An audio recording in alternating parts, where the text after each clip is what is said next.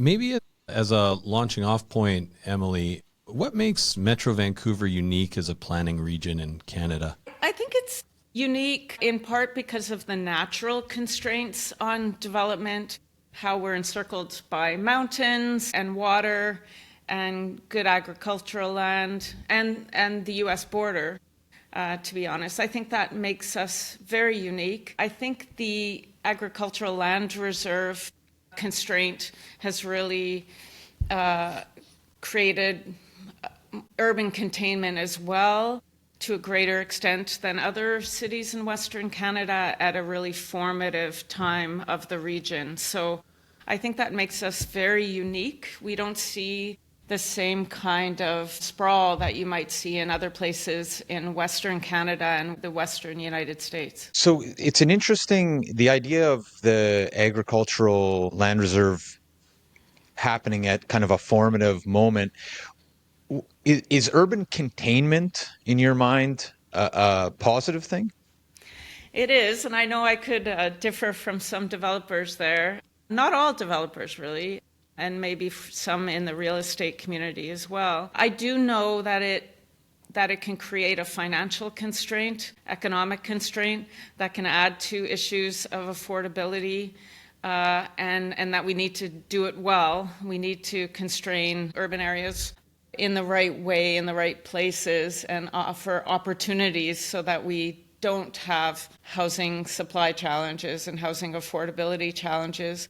But it really also affords us the ability to lower our carbon footprint and to create more livable communities with great public transit that anyone of any income would be happy to use. One of the things I see when I'm in Europe is people in suits, well-off people with Rolexes using the metro. There's really no stigma about using public transit in many parts of the world that you see in other places. And I think we'd have a much more livable region the more and more that we subscribe to that kind of way of looking at living. Is Vancouver the most European city in North America, in your mind? I wouldn't say so. Montreal, for example, I think is probably a top contender, perhaps Quebec City as well, and maybe some of the cities in northeast area of the States. I think there's urban villages in Toronto that remind me of some places in Europe. And I don't want to slag Ottawa too much.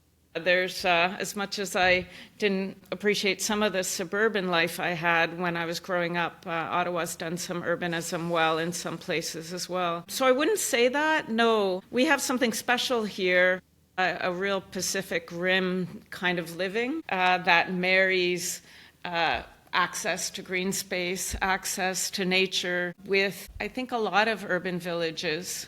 I think we have urban centers throughout our region that are quite successful. In that same line, Emilie, what is Metro Vancouver getting right from a planning perspective? So, as I said, the urban containment is a benefit as much as it creates some pain in some quarters. And I also think we have superb transit. There's much room for improvement, absolutely. But what we don't realize when we're complaining about transit sometimes in Vancouver is that elsewhere in North America, people are looking at our region as a beacon of good public transit, and they're coming to see what we've done, and they're coming to learn from what we've done. So I think we've done that well. And as I mentioned before, the dispersed density in urban centers across the region, I think, is a great quality of a great city. And a lot of other cities, like Copenhagen, that is very well known for good planning, also has the disparate density at a distance from the core business district.